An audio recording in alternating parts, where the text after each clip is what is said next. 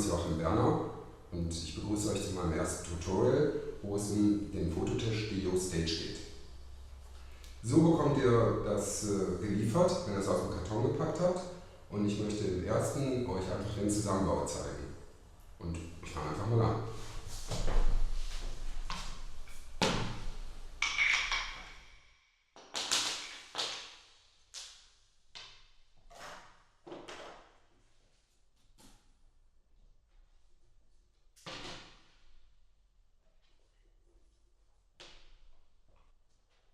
Das ist die Grundträgerplatte von dem Tisch.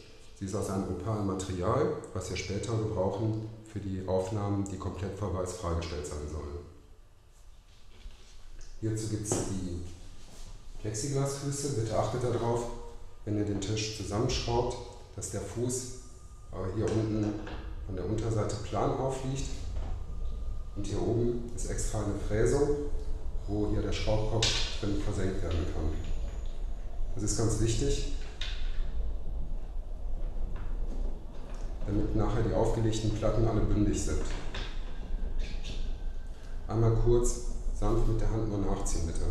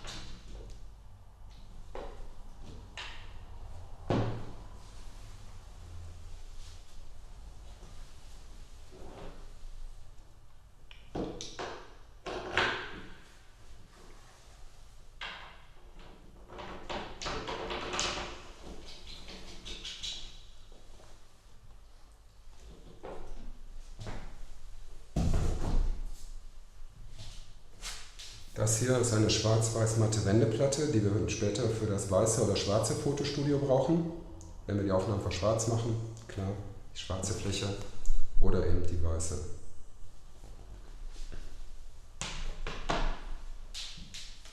Diese Platte ist eine hochglanz-schwarze Platte. Wer Spaß daran hat, Spiegelaufnahmen zu machen, kann die sicherlich sehr gut benutzen. Das ist die untere Grundplatte der Dio Stage. Extra in weiß gehalten. Wenn später Aufnahmen komplett vor weiß freigestellt sein sollen, brauche ich die als Reflektor noch dazu. Und egal wo man sie hinstellt, ich habe immer diesen schönen Untergrund.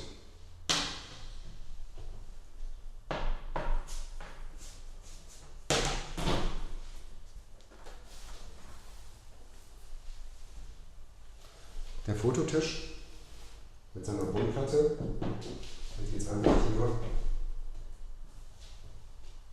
draufgestellt. Ich persönlich mache die hochglanzschwarze Platte als nächstes. Und ich möchte gleich ganz gerne anfangen mit den Fotos vor Schwarz. Darum nehme ich die mattschwarze Platte oben auf. Als nächstes baue ich auf eine schwarze Rückwand. Auch dies ist eine Wendeplatte in matt schwarz und in matt weiß.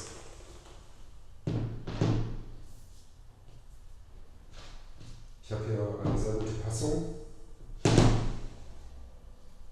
Das hält auch. Diese Platte ist aus demselben Material wie die Grundplatte, wo ich die Acrylfüße dran geschraubt habe. Auch aus einem Material, was Licht durchlässt. Auch wieder für die Aufnahmen komplett freigestellt vor weiß. Die lege ich jetzt einfach mal im Schrank hier unten hin. Bei der Gelegenheit möchte ich sagen, dass man diese Platten, wenn man sie nicht braucht, natürlich auch hier unten hinlegen kann, lässt die weiße oben aufliegen und kann das komplette Fotostudio mit der Grundplatte halt auch wieder da draufstellen.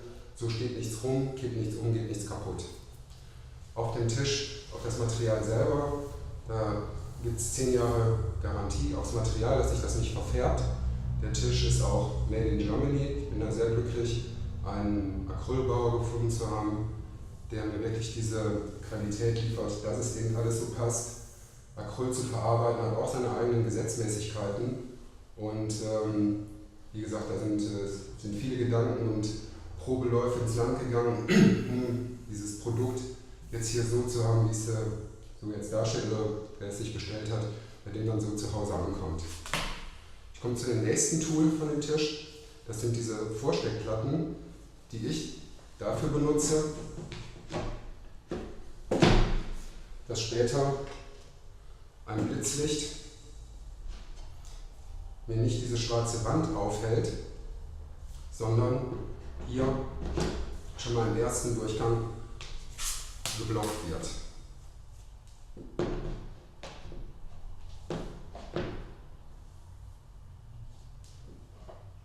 Das nächste Tool sind diese beiden Acrylwinkel.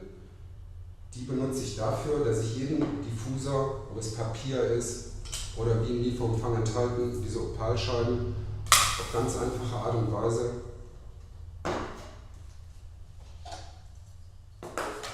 hier vorklippen kann.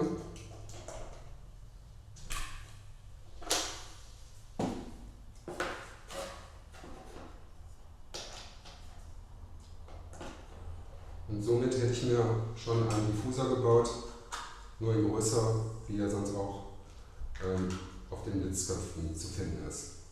Das heißt, ich kann nachher, wenn ich zeige, wie ich damit fotografiere, diesen Blitz hier reinstellen und diesen Diffusor abmachen und kann dann auch, wenn ich möchte, mit 2 Opalscheiben arbeiten oder am Papier. Ich kann hier noch durch wieder einen etwas anderen Lichteffekt, aber da möchte ich wirklich später darauf eingehen. Erstmal nur hier so der Aufbau, wie es dann sein soll. Weiter im Lieferumfang sind diese 3 Passepartouts.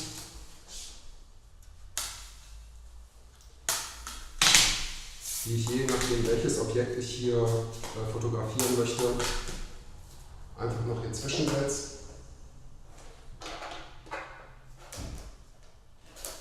Und auch mit einer Fotoklemme direkt fixiert habe.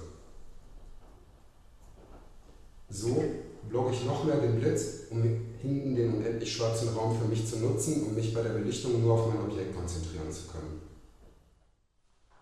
Das wäre jetzt das Grundsetup von dem Fototisch, wenn ich vor Schwarz fotografieren möchte. Und im Folgenden will ich euch den schnellen Umbau zeigen, wenn ich Fotos vor Weiß machen möchte.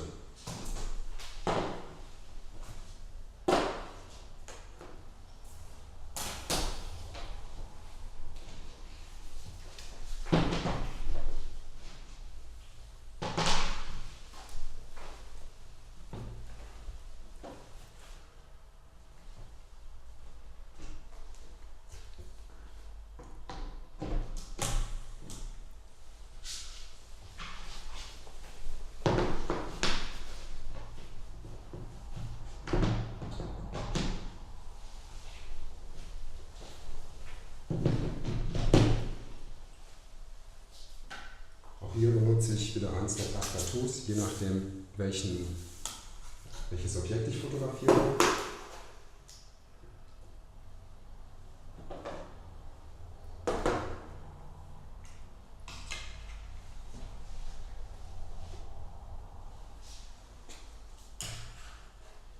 Und schon hätte ich ein Fotostudio vor Weiß.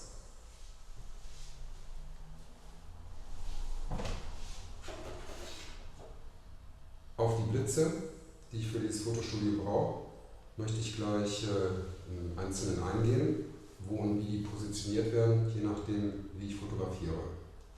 Die dritte Grundmöglichkeit des Tisches ist, was ich vorhin erwähnt habe, ganz freigestellt vor Weiß zu fotografieren. Auch hier bin ich sehr schnell in meinem Umbau.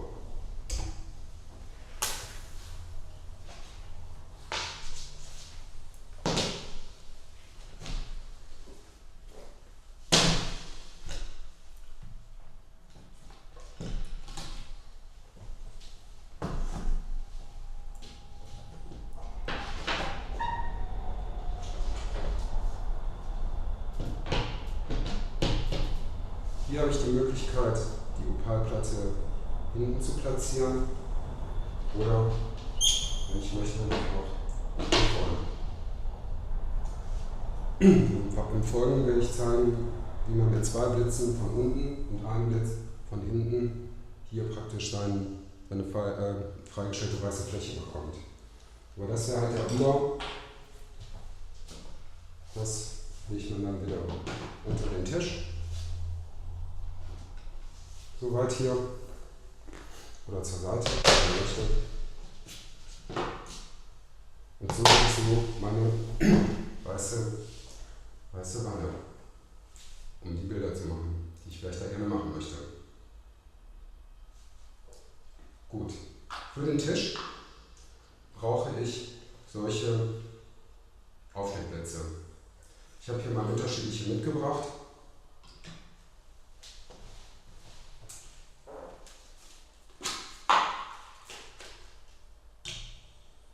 Als erstes möchte ich den Yongnuo vorstellen. Das ist wirklich ein sehr guter Blitzkopf für wirklich kleines Geld. Hier den Meike-Blitz, der zu vergleichen ist mit den Nikon Lateralblitzen von seiner Intensität her. Oder eben von der Firma Godox, den kleinen und den großen, die aber wiederum doppelt so teuer sind wie die Yongnuo.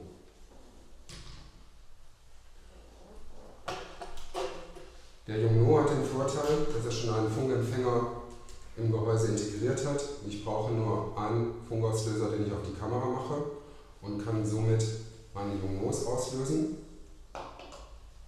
Wenn ich mich für den kleineren Meike-Blitz entscheide, brauche ich einen zusätzlichen Blitzauslöser, der hier unter dem Blitz geschraubt wird und hier einen auf die Kamera habe.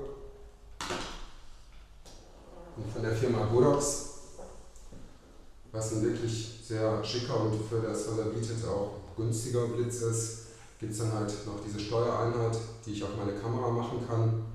Aber es ist wirklich ein bisschen tricky, das hier in Gruppen und so weiter zu beherrschen. Wer ambitioniert ist, kann sich gerne dafür entscheiden.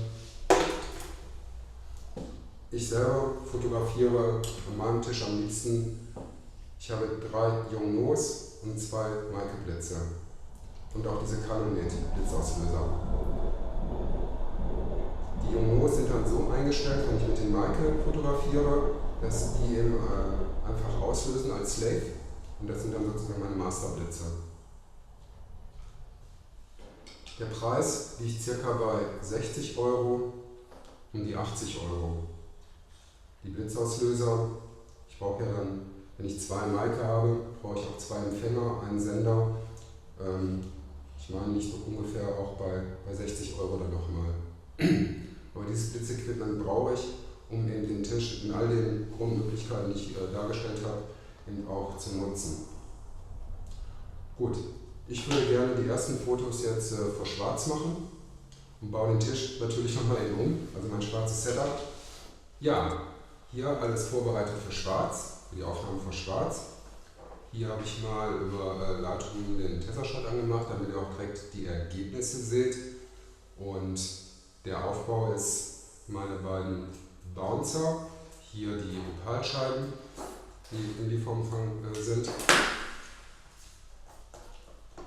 Und was ich mir noch gemacht habe, um hier eine kleine Lichtbox rauszumachen, einfach aus einem weißen DIN A4 Blatt Papier, lege ich mir das hier zusätzlich noch rein.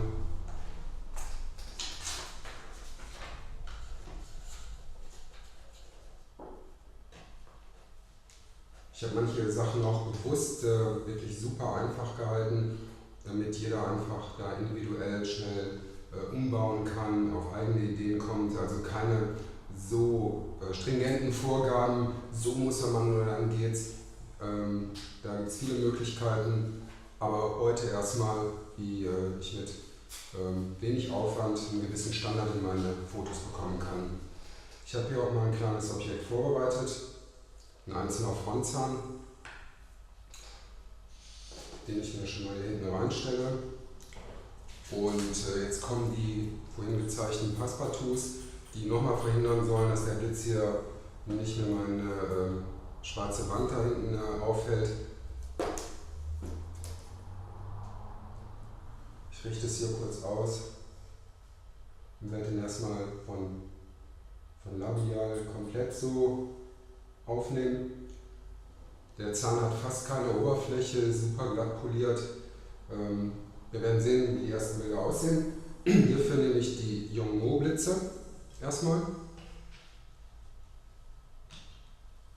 die ich jetzt hier reinstelle. Kurz meine Bouncer ausgerichtet. Für gute Makros braucht man halt auch ein gutes Makroobjektiv. Ich persönlich verwende das 100er Makro und komme da sehr damit klar. Hier in dem Fall die EOS 80D, aber es funktioniert wirklich jede Kamera, Nikon, Sony, Fuji, ist egal. Hauptsache da ist ein gutes Objektiv drauf. Muss auch wirklich nicht der teuerste Body sein und es muss, glaube ich, auch nicht dann noch das Zeiss-Objektiv sein, was dann wieder doppelt so teuer ist wie dieses Objektiv. Ein bisschen Schwierigkeiten gibt es, wenn man das mit einem Umkehrverschluss hier noch ein anderes Objektiv drauf macht. Da ist manchmal ein bisschen ein Problem mit der Helligkeit. Geht aber auch, um Makroaufnahmen zu machen. Gut, ich habe hier soweit schon mal alles eingestellt und jetzt das erste Foto machen.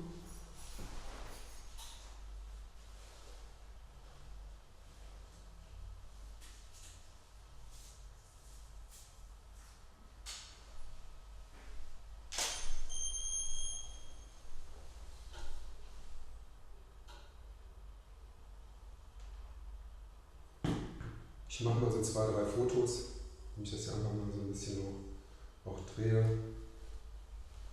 In dem Fall, wenn ich so seitlich labial fotografiere, drehe ich den Blitz da ein bisschen einfach mal weg, um ein bisschen Helligkeit rauszunehmen.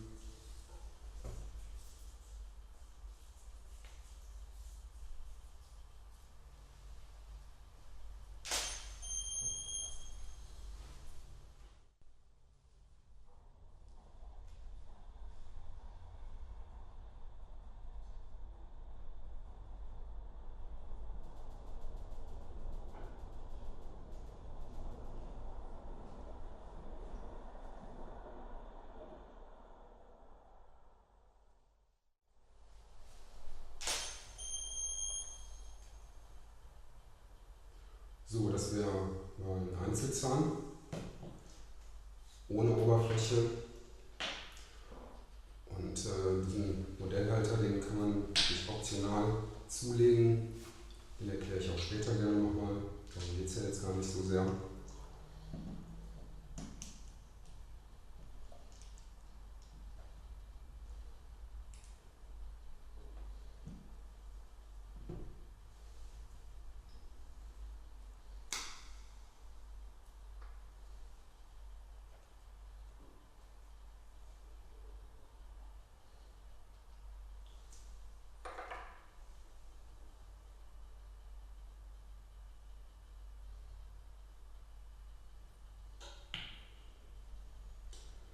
So, jetzt wechsle ich mal das Passepartout, weil ich ja jetzt ein größeres Objekt habe.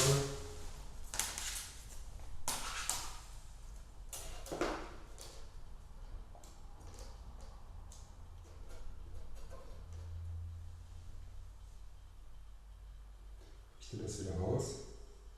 Mache jetzt nochmal eine Aufnahme mit den Yongnuo-Blitzen.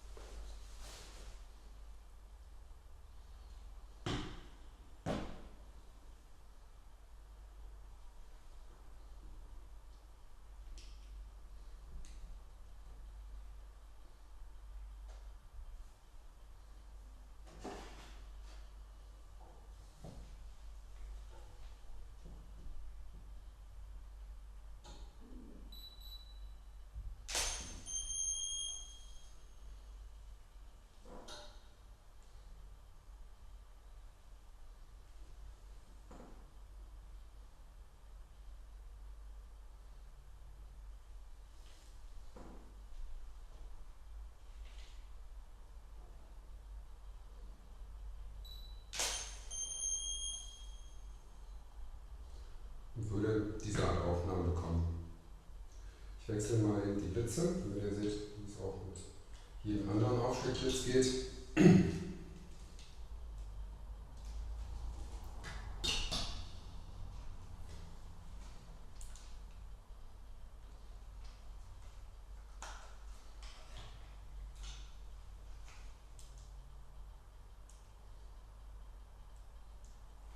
Schöne bei der Maike, dass sie hier noch ein Licht haben, um es besser anzustellen. Kurz noch den Blitzauslöser gewechselt. Wie gesagt, die Yongnuo haben wir heute schon den Empfänger. Ich brauche aber diesen Blitzauslöser für die Maike in dem Fall. Ein Transmitter, hier 2 Receiver.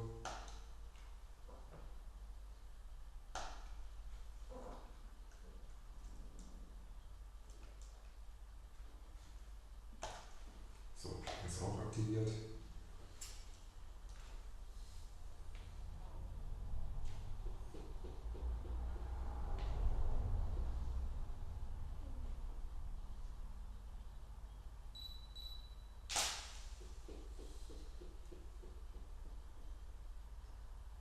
Hier kann ich jetzt noch die Blitzleistung ein bisschen runternehmen. Dieses Bild ist ein bisschen, also das Foto ist ein bisschen heller als das mit den Yongnuo. Weil ich hier auch eine höhere Leistung eingestellt habe, da wesentlich niedriger. Aber das, wie gesagt, es funktioniert mit welchen Blitzköpfen auch immer sehr, sehr gut. Ja, wenn ich jetzt im nächsten Schritt die Aufnahmen vor Weiß zeigen darf, würde ich hier nochmal eben kurz umbauen. So, schnell umgebaut auf Weiß, hatte ich ja eingangs gezeigt, geht sehr schnell. Vor Weiß brauche ich natürlich hinten eine richtig weiße Wand. Dafür nehme ich dann die Yongnuo-Blitze. Ich hatte ja auch gesagt, dass ich 2 Maike-Blitze habe, hier die kleinen, und 3 Yongnuos, die ich auch für die komplette Porträtfotografie benutze. Aber die beiden stelle ich jetzt einfach mal hinten rein.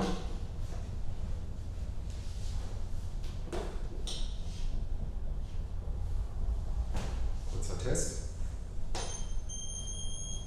Gut. In der Kameraeinstellung habe ich jetzt nichts geändert, außer dass ihr mich jetzt alles vor Weiß fotografiert.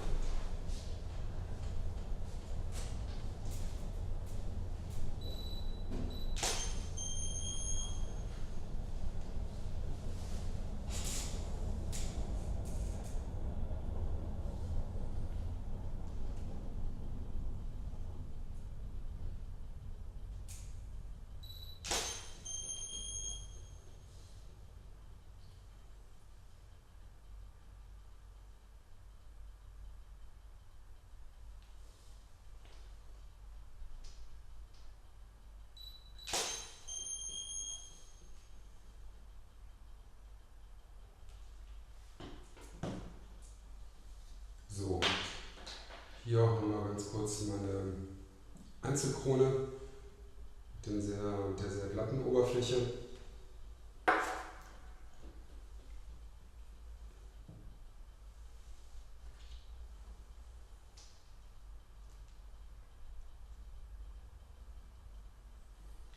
Machen wir mal ein Foto von Palatin. Dazu verwende ich natürlich das kleinere Passepartout. Passepartouts mache ich deshalb nochmal davor, damit das Blitzlicht mir nicht alles von hinten jetzt kaputt haut.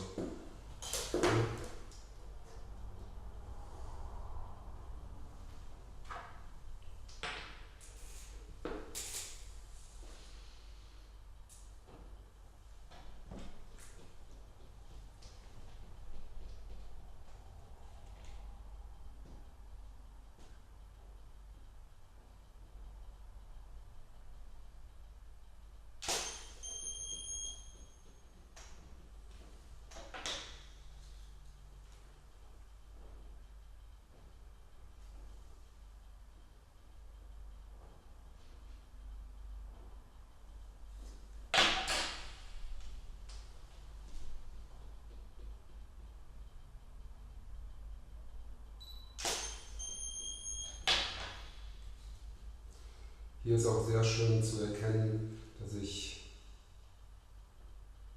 auch Metall hier ganz einfach darstellen kann, ohne großartige Reflexion. Ich könnte hier den Blitz etwas wegdrehen.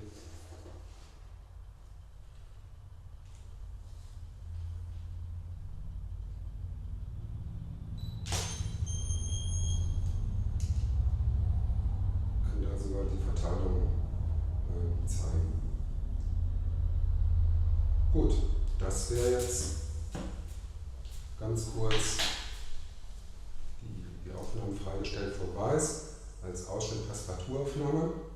Im nächsten Schritt geht es dann darum, danach einen kleinen Umbau, vollkommen freigestellt vor Weiß zu fotografieren, größere Objekte etc. Natürlich kann man auch Linien, darum ist genau dieser Abstand berechnet, dass hier ein Artikulator reinpasst, um, sage ich mal, sequenziell Dinge, die im Artikulator sind, zu fotografieren. Dasselbe gilt natürlich dann auch für Schwarz. Gut, ich baue dann nochmal um. Die dritte Möglichkeit, Grundmöglichkeit vom Tisch, vollkommen freigestellt vor Weiß. Ich habe es auch schnell umgebaut. Die Platten, die ich nicht brauche, liegen jetzt hier unter der unteren Bodenplatte. So habe ich hier schön in Ordnung. Und ich zeige ganz kurz, wie ich hier die Blitze aufstelle. Meine Yongnuo nehme ich, um die Platte aufzuhängen. Die lege ich einfach mal hier so seitlich rein. Und um die hintere Platte auszuleuchten, habe ich hier so ein kleines Stativ.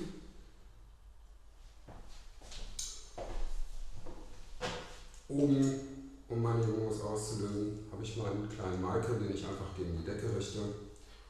Und ich fange einfach mal wieder locker an. Einfach mit dem Modell.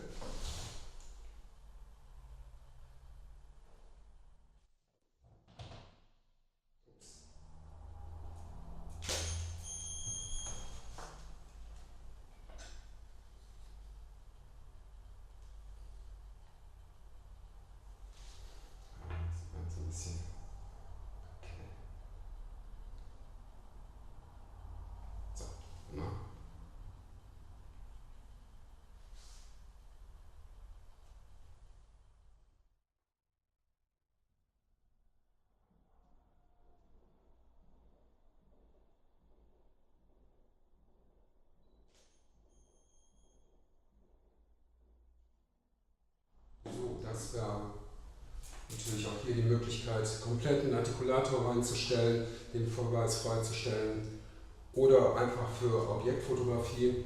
Ich nehme mal rasch ein Objektiv, was ich einfach reinstelle.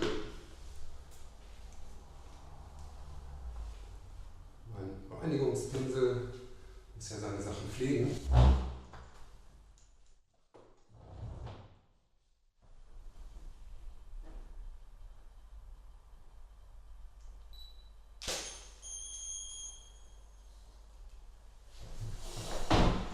Auch jegliches Produkt fotografieren, ob zahntechnisch oder für andere Dinge, mit dem Ergebnis wirklich alles sehr schnell gemacht. Um den ganzen Tisch herum, für jedes Setup gibt es noch so viele Möglichkeiten, Tipps und Tricks, Kameraeinstellungen, Durchlichtaufnahmen, alle Möglichkeiten, die man so wirklich sich ausdenkt, kann man hier an dem Tisch auch umsetzen. Die würde ich gerne weitergeben in meinen Kursen, die ich gebe, weil das ist nicht innerhalb von 5 Minuten erklärt. Einfach ein bisschen Zeit nehmen mal. Ich würde mich freuen, wenn du vorbeikommst. Vielen Dank für deine Zeit jetzt hier beim Video und ja, vielleicht bis bald. Tschüss.